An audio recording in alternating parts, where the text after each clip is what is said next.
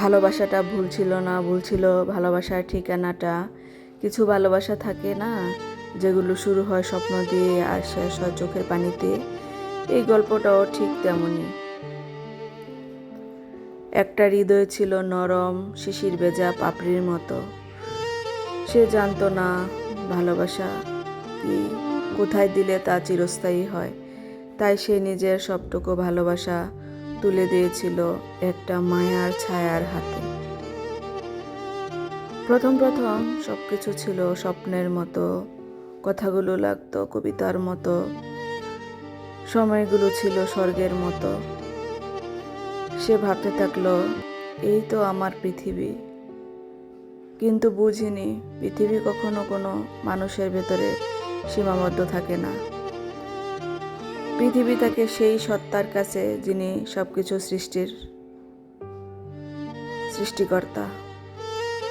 ধীরে ধীরে মায়ার ছায়াটা বদলে যেতে শুরু করলো। উষ্ণতাগুলো ঠান্ডা হয়ে যেতে লাগলো, কথাগুলো যেন কমে যাচ্ছিল। আর এক সময় মায়ার ছায়াটা হারিয়ে গেল, ঠিক কুয়াশার মতো। সেই রাতটা কঠিন ছিল, ছিল ভীষণ নীরব। হৃদয়টা ভেঙে টুকরো টুকরো, চোখের পানি যেন থামতেই চায় না। সে কাঁদছিল আর কাঁদছিল, কিন্তু কার জন্য? একটা ক্ষণস্থায়ী সৃষ্টির জন্য। হঠাৎ তার ভেতরের আমিটা জেগে উঠল। তুমি কার জন্য এত কাঁদছ? তুমি কি কখনো তোমার স্রষ্টার জন্য এভাবে কেঁদেছ? প্রশ্নটা যেন বিদ্যুতের মতো আঘাত করলো তাকে। সে প্রথমবার বুঝল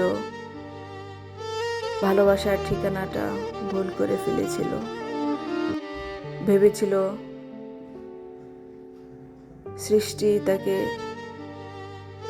ভালোবাসার স্বর্গ সুখ দেবে, ভুলে গিয়েছিল স্রষ্টাকে।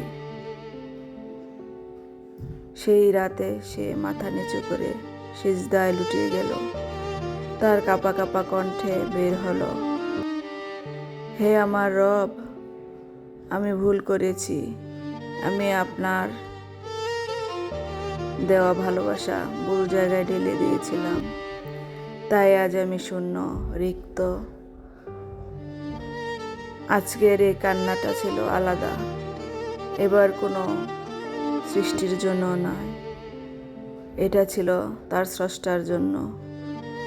আর আশ্চর্যভাবে সে এক অদ্ভুত শান্তি অনুভব করলো। আস্তে আস্তে দিন কেটে যেতে লাগলো। বদলে গেল সে, শিখে গেল ভালোবাসা মানে কাউকে নিজের সব কিছু বানানো নয়।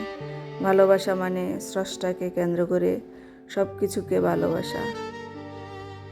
এখন আর সে আগের মতো চোখের পানি ফেলে না, কারণ সে বুঝে গেছে যে ভালোবাসা মানুষের ইচ্ছার উপর নির্ভর থাকে তা ভেঙে যায় যে কোনো সময়।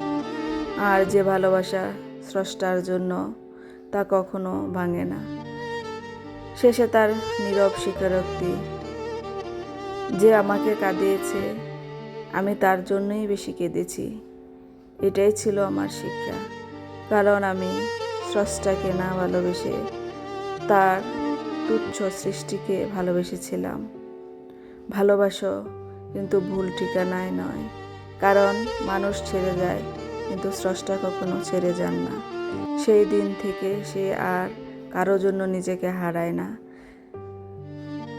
কারণ সে বুঝে গেছে মানুষ দিয়ে পূর্ণতা আসে না, পূর্ণতা আসে স্রষ্টার কাছে, যিনি কখনো ছেড়ে যান না। আজ সে কাঁদে, কিন্তু সে কাঁদে নিজেকে ফিরে পাওয়ার জন্য।